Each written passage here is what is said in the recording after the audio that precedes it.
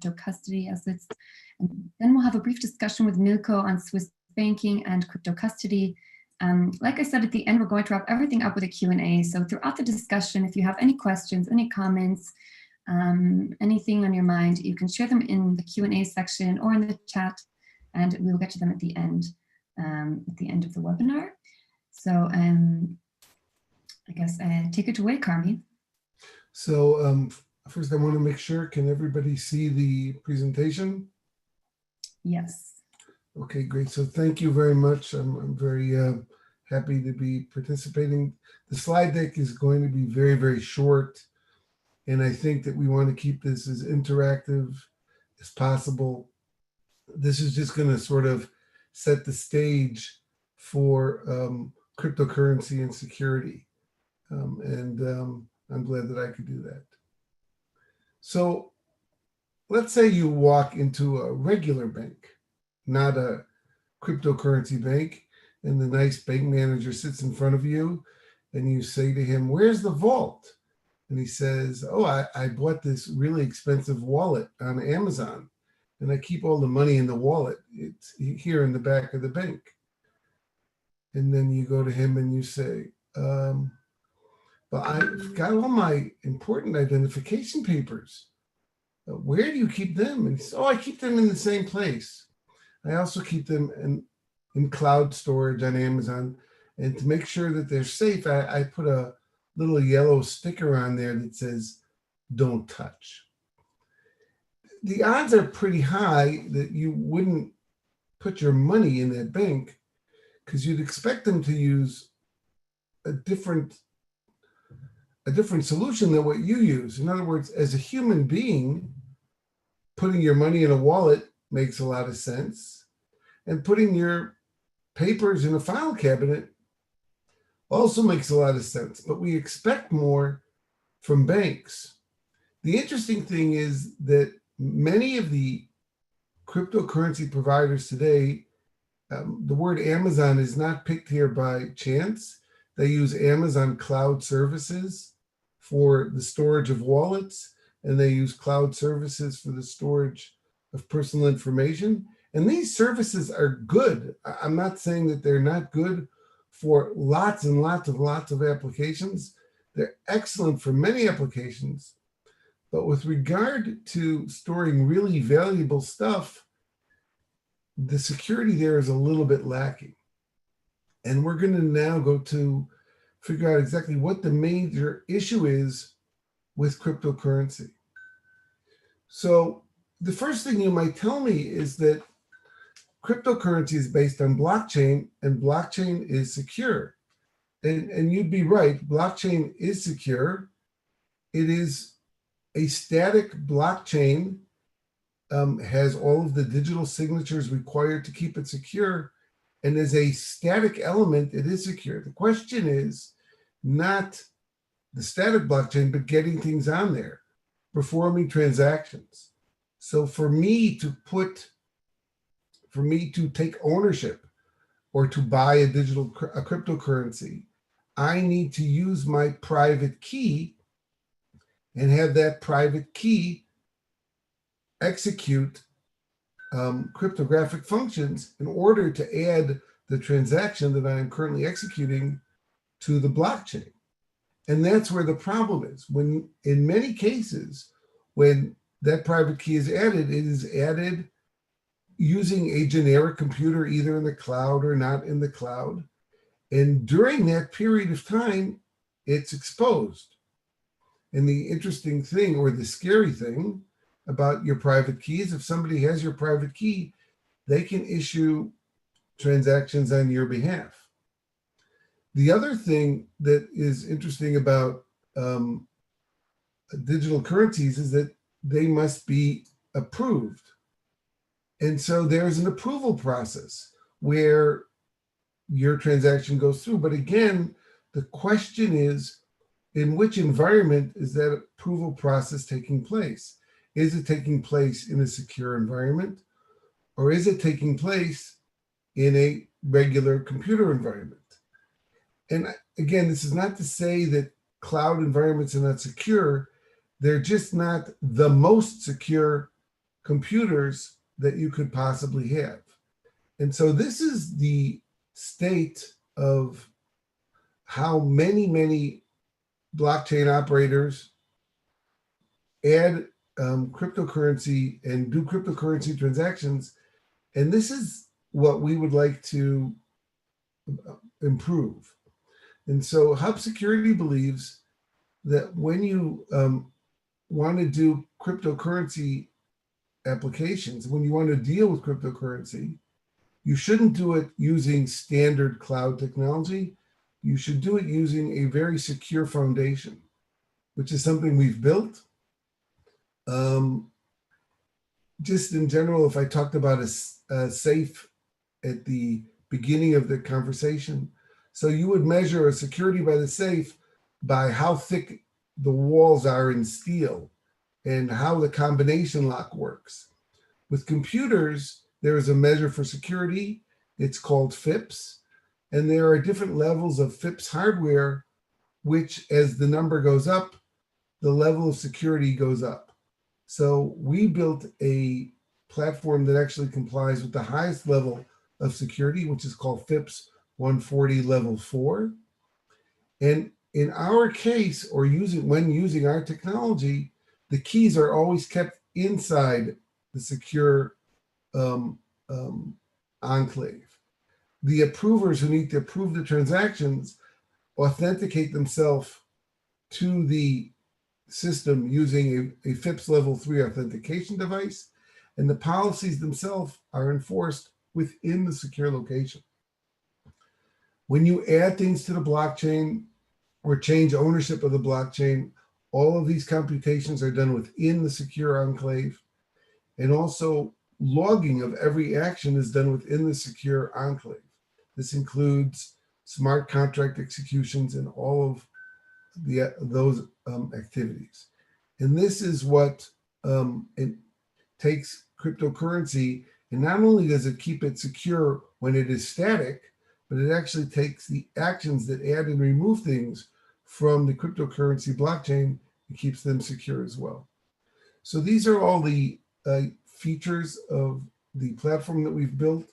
I'm not sure that they're very interesting at this moment, and I'd like to get over to the interactive part of the discussion. If you're interested in finding out more about our platform, please feel free to contact me or ask questions in the chat. And just one thing I wanted to bring over here is that I think it was 2 weeks ago, we recently announced that our technology has been pre-approved for a very high level of insurance by Marsh. And this is another reinforced message of why it would be beneficial for companies that offer cryptocurrency exchanges and to deal with cryptocurrencies to use a secure technology platform. Thank you very much. Great. Thank you so much for that, Carmi. I think that was a really good introduction and a good way for us to segment into our discussion. I guess I will just jump right into it. And Milka, I wanted to ask you if you could tell us a bit about Meraki Baumann and why you decided to found a business to begin with, and where the idea came from, and what the needs were. I mean, for those that don't know Meraki Baumann, it is a traditional Swiss private bank situated in the heart of Zurich, and we started this adventure in the crypto business really part of as a hazard by hazard, because in 2017 we evaluated the chances that we could develop from blockchain technology in general, but also from cryptocurrencies, and came to the conclusion this is way too early for us to start with. It's not regulated enough. But we issued some information to our clients and said we are happy to accept any fiat currency that you developed or made from speculations with cryptocurrencies, and then so we already had put in place a measure to check the origin of these cryptocurrencies, but didn't want to go further. And so we said, if you bring your dollars, euros, or Swiss francs to us, and it comes from crypto sources, fine with us. The problem was then our CEO, Dr. Zwahlen, also mentioned this in an interview. This interview was in German, but was translated in a wrong way. And all of a sudden, we were a crypto bank that accepts crypto assets. So the little part with the fiat transfer was really omitted. And so we had to face hundreds of questions. Where can I open a wallet? What do we provide? Where can I get more information from you?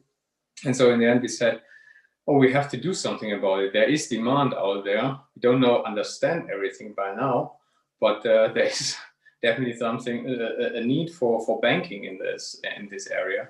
And so we developed a strategy in winter 2018-19 together with partners of Strategy and came up with a approach that is more. It was purely demand driven. So what could we fulfill? What could we make at the current situation, and with that could meet the most demand in the market? And so we started basically with simple things like a fiat corporate account for companies that are active in crypto trading or blockchain technology in general. And so this made it for those companies, especially again Zurich and Zug and the Crypto Valley in Switzerland, easier to open accounts, to operate their business. That didn't have to go to banks in other countries just to have an account to pay their employees. And so this was actually the beginning of everything. Yeah, very interesting. And I think that there's probably a number of banks who have similar stories to this, because as the market is expanding, traditional institutions are looking for ways to manage their custody and also to be able to manage regulations and navigate the complexities of the regulatory policies. So super important, super necessary right now. And what was your approach for developing the Marktbaumen? What was your approach to developing the cryptocurrency and blockchain services that you now offer? Yeah, we had to follow a twofold way. One was, of course, to touch on this, what you just mentioned, the regulatory side, to understand what is possible in Switzerland, what is possible in Liechtenstein and other countries, to gain an understanding what we can do from our side to validate every client, every transaction, understand better what the background of transactions in cryptocurrencies are, what pitfalls may exist, and what we may have to consider when accepting new clients. This was one first part, and we were very happy to have a couple of colleagues in compliance that were open-minded, that said, this is interesting, this is something new, this is something different. I'm skeptical. They have to be skeptical. Of course, it's a business. It's a job description of a compliance officer really to be skeptical and do not believe everything that you tell them. But in the end, we really came to convince them, and they made their own research, and together with them, we found ways of how to make it possible for clients to open accounts on the one side, but also to make sure that the bank, which is, as I said, 80 years old, it's traditional, it is risk averse in its roots, really doesn't venture too far away from its basis, and so that we don't really take risks that we can't oversee. And so the first step was, as I mentioned, the opening corporate accounts for companies. Second step was also to offer this service to private persons, and we also dived to some extent into the ICO STO business, helped companies to start to collect assets for their projects and their ventures. And the second large step that we completed now in summertime was that we offer custody for some cryptocurrencies for our clients, so they can have a wallet with us. They can also buy and sell these currencies with us, and so we have now a service that meets the basic needs of a banking client. You can buy and sell every type of assets class from us and with us, and we're still looking into the market. What is the next step? What is the demand of it? We plan to offer advice as well to our clients. So recommend to them when is a good time to buy Ether, what is a good time to buy Bitcoin or Ripple, and also to provide a wealth management solution that is that could be an add-on, it could be an additional investment style, additional investment flavor to our existing traditional private banking clients, but also to institutional clients that bank with us. Very interesting. And you touched on it briefly, but maybe you could expand a bit on the challenges that you guys faced when you were developing the services, the blockchain services that you guys now offer. I'm sure there were a few. Yeah. I mean, the greatest challenge really was the insecurity with regard to regulation.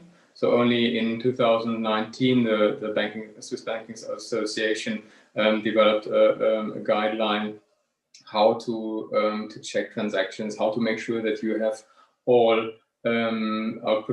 precautions taken to check the clients and also the transactions. The key word really here is AML, anti-money laundering requirements, and KYC, know your client. These are the things that really are central to us to make sure that we do not onboard clients that have any connections to the darknet, for example. And this is a challenge also of trial and error, especially on the careful side. Better to reject a clean client, a client that is basically a good client. It could be a good client, but if we are not sure, we are cautious enough and careful enough to say better not to onboard a client that we don't understand, and that looks a bit transparent to us, than really taking the risk of onboarding an illegitimate client. This is the one side. The other side is also the technology, especially when it comes to custody and trading. This was something that really took quite a while, longer than we expected, for us to set up, because we wanted to an integrated solution that on the one side connects the blockchain technology, on the other side also links to our core banking system, a traditional system that is not that flexible as a new innovative software. So we had to do overcome some challenges there. Definitely. I mean, recently there was talk of national regulators in EU countries passing some legislation that would require banks to stop using external technology services if their providers fail to fix the cybersecurity problems that were found during government inspections. So right. I think this is probably something that many in the financial world are grappling with now as they make the leap to crypto and to custody management. I guess my next question would be is how your employees and clients reacted to the decision in this shift to blockchain services. It was twofold. On one side, a bit skeptical about the new technology. Does this mean a change? Does this mean anything for me personally? Especially the employees were unsure what was the challenge for them in their daily business. And on the other side, the client, especially the existing private clients, they asked if the bank would really go take any risk with this new kind of business. And especially for the clients, we could really rule out quite easily and early on that we will not take any business risk, any additional risk that we can't oversee, we can't really control. And so at the moment, I think the most of the existing clients are waiting and seeing what the development is. We see some skepticism, especially with the older clients and the conservative institutional clients, but in general it was positive.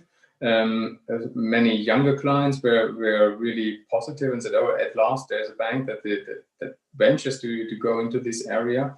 And same with our colleagues. The older ones were more skeptical. The younger ones really enthusiastic and saying, "Okay, this is something very interesting. This is the future of finance, and if we do it in the right way, then we won't be one of those institutions that become obsolete and unnecessary. But we can define a new role for our bank in the new world of finance." Yeah, definitely. And what was your approach to raising level of expertise within the blockchain and digital asset space at the bank? I'm sure there was some learning curve there. It is. This is not easy, was not easy, especially when at that time when we started, there were not many experts in the market, and those that were experts, they were not very much in favor of banks as a partner for discussion. So it was a combination of selecting some interesting and experienced experts, some people from consultancies, but quite a lot was really by learning by doing, discussing, finding analogies between traditional business and new business. What is the difference between a crypto transaction between two people in comparison to a transaction on a cash side or on a security side? What can we use as analogies, and also discussing with other companies that were active in this market. The good thing in Switzerland really is there is competition for these clients in the crypto side, but also there's a good understanding that the ecosystem will grow only with a certain degree of cooperation. There is no point in keeping unnecessary secrets by our own. If I ask other companies, look, this is the question that is probably the same that you have. What is your solution to this? Being a security solution, a technical solution, or a regulatory solution, usually we find a kind of discussion. Nobody discloses its secrets, but at least it's something that you can, okay, maybe we got a new idea, a new approach for a problem, and we can think of this as well. So it's a learning by doing as well. The key thing that we saw is it's really necessary that you try it out. And we learned so many things with each and every new client that we found. And every client has a different setup, a different need for banking, and a different need for security in his holdings that he wants to store with us. Interesting. And so what would you say your key takeaways were from all of this experience that you've gained from bringing the blockchain services to the bank and hand-holding clients? And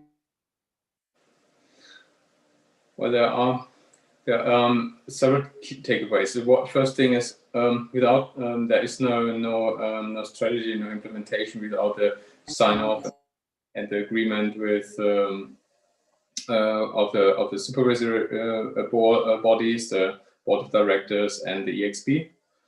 They were very supportive to us and very helpful to give us leeway to experiment and to some extent, but also give clear direction where to head on. And I think we did a good job in taking with us all employees. Really, no matter what job they had, we all invited them to sessions, learning sessions for what is blockchain, what are cryptocurrencies, how does the security work, how do we do trades, how do we do custody.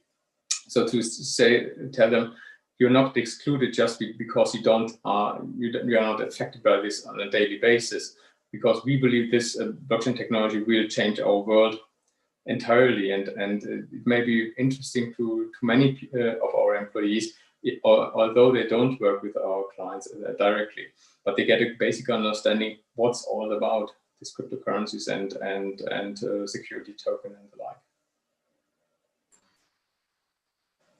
And would you say that crypto assets belong in the portfolios of specific types of investors? Is this part of also the internal education you do among employees? I think for most of our clients or most of investors, it will have a positive effect if you include some crypto assets in your portfolio. The question really is, what do you want to invest in, and what the targets are. But basically, most people really invest in the top 5 or top 10 cryptocurrencies, expecting them to increase in value. So with a limited amount of money, let's say 1 to 5% of its assets, a client may be willing to try this out and invest in this. In a similar way as some people invest in precious metals or in commodities or in foreign exchange transactions. And so this is something that we advise to, or will advise to say, you may invest, try it out, see what works, what doesn't work for you, how much understanding you need to have for the underlying cryptocurrency, for the project, or maybe this is not your taste of investments. You don't want to invest in cryptocurrencies. You prefer to invest in security token of a company as a kind of venture capital investor. And this is a different approach. And especially for the latter one, we are a little bit hesitant at the moment still really to advise this to everybody, because it's basically the very same situation, the very same asset as in the traditional world.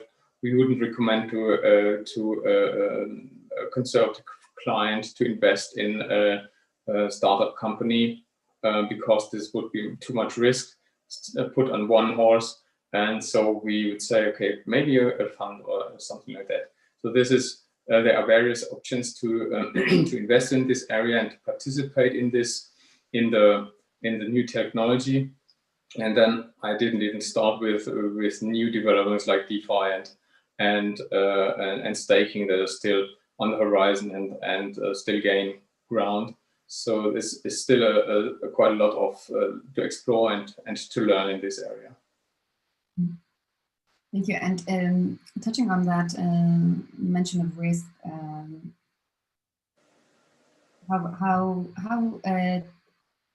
how secure would you say, or how do you guys approach cybersecurity, and how do you ensure the protection of client assets? I mean, maybe you can give us a few details on maybe some of the things you've learned in terms of creating the technical setup that's required for handling investors like these. Yeah, sure. I mean, the whole technological setup and the whole processes that we use for protecting clients' assets, we had to discuss and with FINMA, our Swiss regulator, and also needed to the sign off from them, so that is secure enough for clients to put money or crypto money with us. So basically, we have security on the procedural side. We have a sign-off process that is split between us, Mackie Baumann, and our partner, Bank Incorbank, that is doing part of this. So we basically need the sign-off of 2 people here, plus 2 people at another bank that are situated in another location. And this sign-off works outside the blockchain technology. So it's basically based in our traditional banking software. And then the 2 people in Incorbank have to do the sign-off for any transactions at the moment, still, and even for very low amounts for any transfer going in and out. And the private keys are not known to us here in Merkel Baumann. We don't know them. We don't even know the wallet addresses, and we can't share them with our clients. Our clients don't know their wallet addresses either.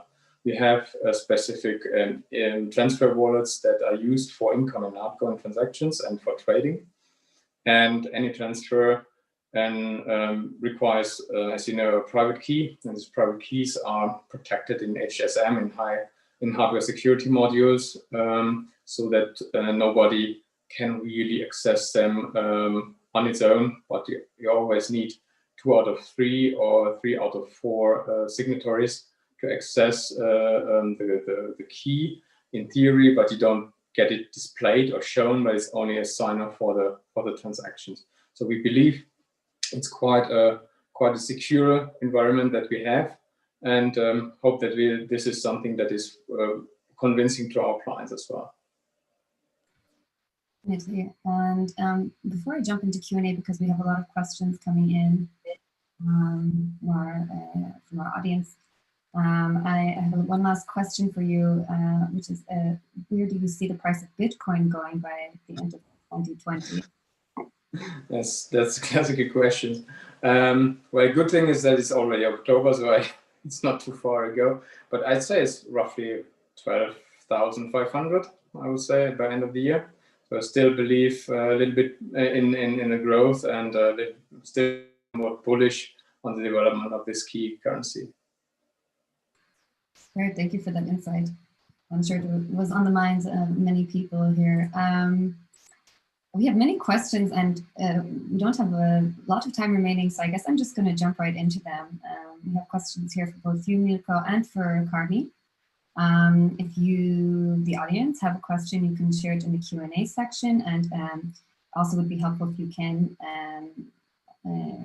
define who your question is outlined for, and we can get to them quite quickly.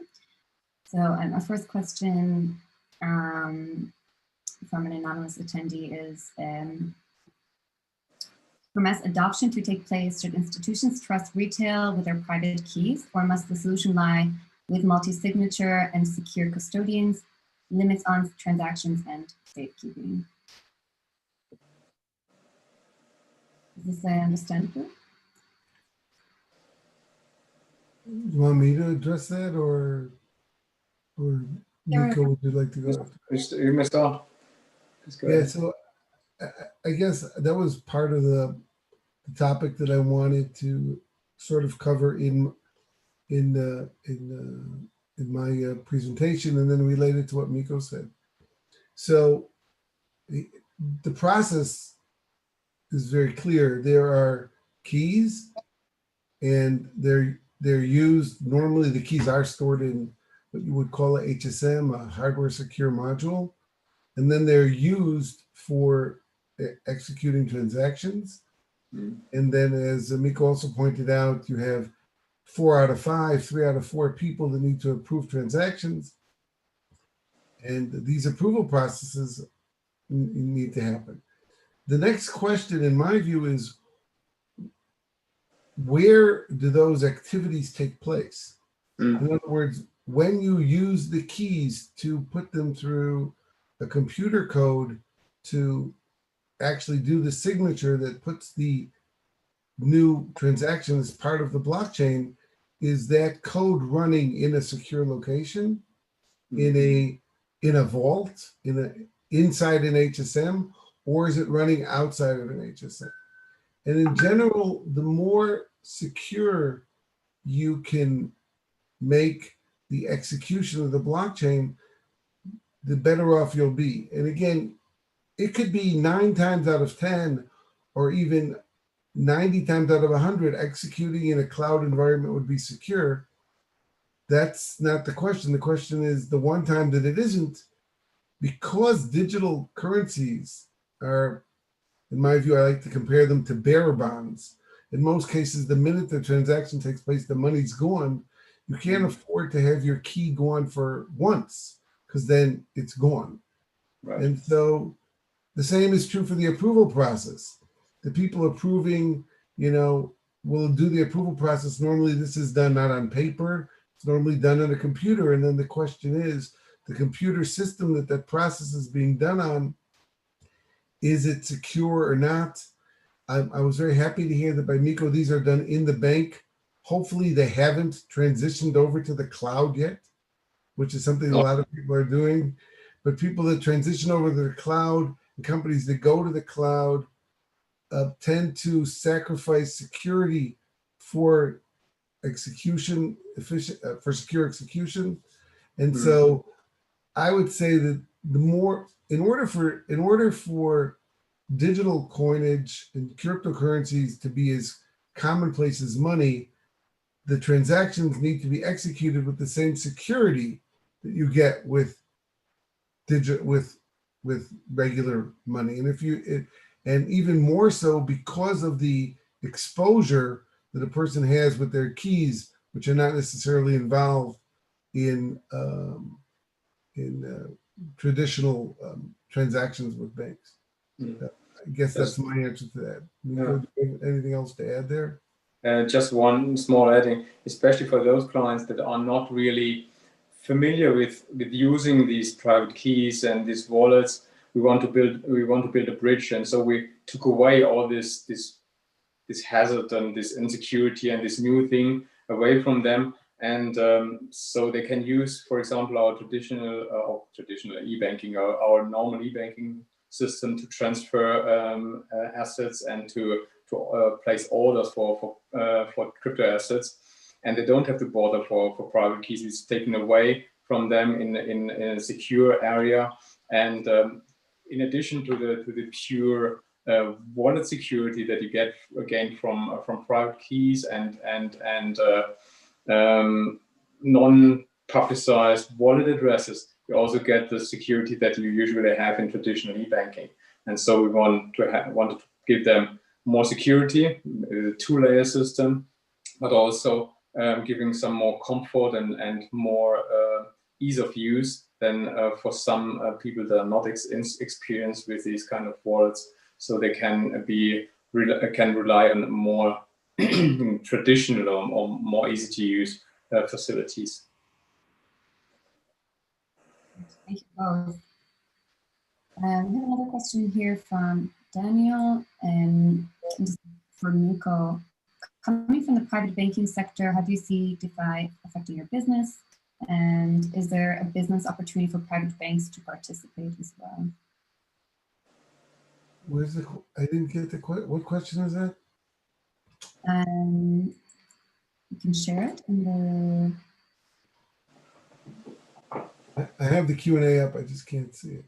Coming from the private banking sector, this is a question for Milko. So coming from the private banking sector, how do you see DeFi affecting your business? And is there a business opportunity for private banks to participate as well? Yes, definitely. I mean, private banking has some shortcomings at the moment because the investment universe is limited to most banks. You either invest in shares, in equities, bonds, and maybe some precious metals. But most of the clients are offering a new asset class that is different from the other ones. It doesn't walk in the same direction as equities or bonds. This is something that has definitely a business opportunity with regard to investments. And the other side also, what we see as a very much shortcoming of the current market is there is nobody really advising clients what to do. You got lots of blogs and news and information that is all fine and all gossip, but in the end, nobody answers the question, what should I do in a qualified way? There are many ideas, but nobody really says you should do this because of that, and especially doesn't link it to the traditional assets. And you have to in our conviction, you always have to see both sides of the traditional assets and the crypto assets as one investment and one universe that has to be considered as a an acceptable risk to the client. And this is definitely something that private banks can do, but they have to learn how to understand crypto assets. Definitely, thank you. Another one from Milko here. From Alexander. Hello, thank you for the presentation. Was difficult to reach the understanding and understanding with FINMA with respect to the new crypto-related business activity. Yes, the FINMA is the regulator for banks in Switzerland, and as a traditional bank, we are already regulated under FINMA with FINMA and are allowed to do any banking business that we want to do. However, crypto assets is definitely a new asset class, definitely a new way of doing business, both on the assets side, but also on the technological side. And so we had to go to FINMA and have a sign off from them to say, are we allowed to do this? Is this what we do? How the way we do it, and what the way we want to do it, in accordance with your rules, your understanding. Basically, it was not a it had to be a kind of formal application for extension or amendment to our regulation. However, I have to say that FINMA was really cooperative and supportive, and by now they also know what the questions they have to ask, and so this was really a very positive experience to us. That we saw they understand the business by now. They don't ask any silly questions that show they don't understand the business or the technology. But it was more on the details. More, how do you do your authentication? Who has the private keys? Does every client have his own wallet? So it really was in-depth questions and not in general, why the hell do you want to do this? And this was really a good experience to us. Yeah, great. I'm sure it's not as easy maybe in other countries. That's right. It's more expensive and takes longer than in Estonia, for example. Oh, we have so many questions here, so I'm going to try to get through them as quick as we can. So this is a question for both of you. What do you see as a possible tipping point for more institutional money flow into the crypto market? Seeing more regulations have taken place, one could have expected to see more movement. Is it an issue of the lack of security and insurances? Well, there are two things. One thing is the institutional clients usually would want to have both. You want to have a reliable partner for custody that is really safe to keep their assets. They want to have a regulated partner that they can show to their external auditors or to their supervisory boards. Look, we are working with established companies. They know what to do. They are risk averse and the like. So we are quite concerned that we are convinced that we do a good step in that direction to offer this service to our institutional clients. However, especially insurance companies, pension plans, pension funds, and they are often very much regulated and restricted in the assets that they are allowed to invest in. So if there is, if they have a really a governance that says you are allowed to invest in equities, bonds, and no foreign currency, and only 5% in precious metals, then you can't invest in crypto assets. So they have to understand that this is something that's of interest, and that they can gain an additional return for their clients and their holders. Then I think this will change. Army, have anything to add to that? Because I have a question for you. I think we should go to the next question. Okay, yeah, so we have many here. As a newbie in programming, what are the security applications of Hub Securities HSM built on? Could you see them as the apps built on an existing network, or is it outside of the ecosystem? Well, no, Hub Securities hardware and software. It's a platform, is definitely part of the ecosystem. What it does differently than the rest of the ecosystem is the executional environment of where things take place. Let's just understand some basics. All digital cryptocurrency or all digital coins or digital transactions happen in computers. Okay, a CPU adds a few things together. A CPU takes a secret, does some multiplications with it, does a few signatures, and puts some data back on a chain. The question is, where is that CPU, and is that CPU in a secure environment? And Hub Security has created an ultra secure environment. And again, we don't say it's secure, it's actually evaluated by NIST, which is an organization that evaluates security and creates different levels of computer execution. In my view, it's like I started at the beginning. I think when digital currency started happening, people were looking only at the static digital currency, looking at the ledger. And the ledger itself is secure, put aside attacks by quantum computers and RSA falling out the window, put that aside for now. As long as digital signatures that we know of are secure, a static, decentralized ledger of Bitcoin or blockchain is secure. That's not the question. That's not what we address. We address the data in use, putting things on and taking things off that blockchain or adding them. And that is when digital currency is vulnerable. And that's what Hub Security adds. It adds a very secure environment. I just want to add, there's a question here, is there insurance in place for crypto? So the question for the insurance is actually, where is the actions being taken place? Where is this happening? And if they're not happening in a secure environment that can be evaluated by the insurance provider, you don't get insurance. And if they can be evaluated if this technology can be evaluated by the insurance provider, you can be evaluated.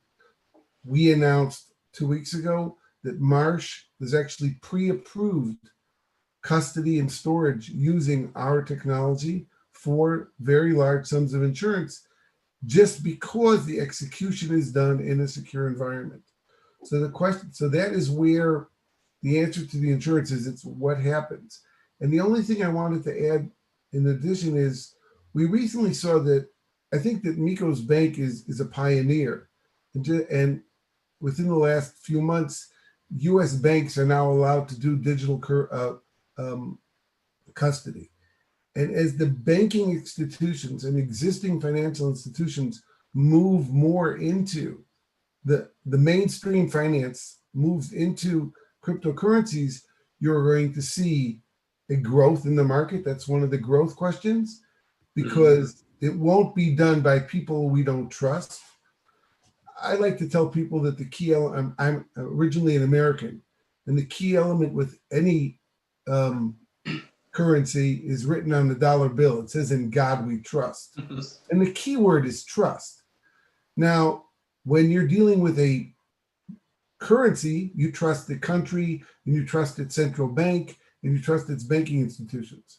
When it's a cryptocurrency, you need to trust the technology, okay? The technology that is managing this cryptocurrency is what you need to trust.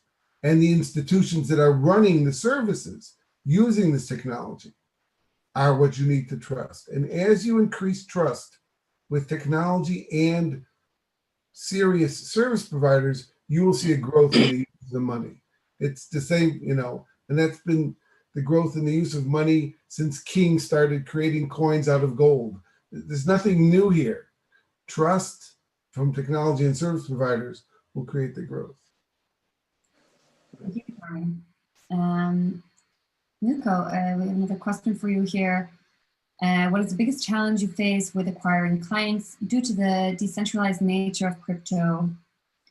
I would imagine an anti-custody movement taking place. To some extent, this is true, especially those people that are experienced in blockchain technology, that have followed this development for a couple of years now, and and do know the technologies by themselves, it is very difficult really to convince them that it makes sense to really trust a bank and to give up your private keys on the wallet. I mean, we have more than once we heard in a discussion, it's not your keys, not your money, and this is the conviction of many of those that come from this technology background, and they know the not necessary trust that you have and that you buy when you use blockchain technology. It is fine to us. I mean, we accept this as an approach. The same way as we accept that some of our clients have some of their money or gold in a vault at home. It may be as safe as it can be.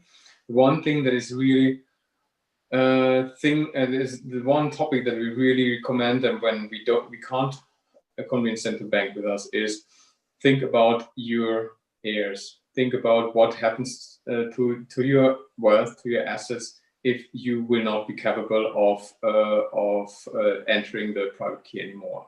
Is there anybody who knows it? Do you trust anybody strong enough to provide him or her with your private keys?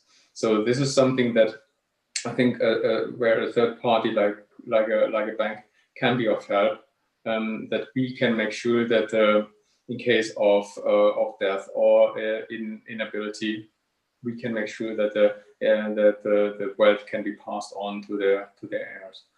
And apart from that, the other challenge is more from the other side. Just briefly, for traditional clients, it is it's a challenge really to make them understand the nature of cryptocurrencies and what the advantages are. This is a constant training and information task that we see on our side as well.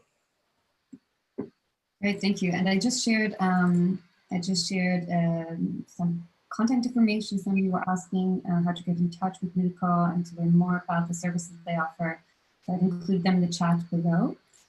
We don't have so much time left, so I'd like to just get through a few more questions and we can wrap things up. But thank you, everyone who's joined us today. Been a really engaged audience, and we're super grateful for the questions you've been asking. We have a question here from Eric. Hello, Milko. Are cryptocurrencies a real class of assets, part of your client offering? Or are you mostly following client buying orders to acquire cryptocurrencies? At the moment, we're still working on a comprehensive overview of all asset classes that includes also crypto assets. At the moment, not yet, but by the end of the year, we are confident that we are there, that we can say for this kind of risk appetite of a client, we recommend to have such an amount of crypto assets. And of course, it's always a question of personal conviction of our clients if they want to invest in this. But basically, yes, we want to. We believe that it's an asset class that's here to stay, and that will develop and that will grow. And we're quite confident that this is the way forward for us. Great, thank you. I have another question here for you, Milko, and then I have one more for you, Carmi, and we'll wrap things up. Thanks, Carmi and Milko, for your insightful presentations and enthusiasm. Milko, you mentioned DeFi, and to your opinion, how disruptive DeFi is going to.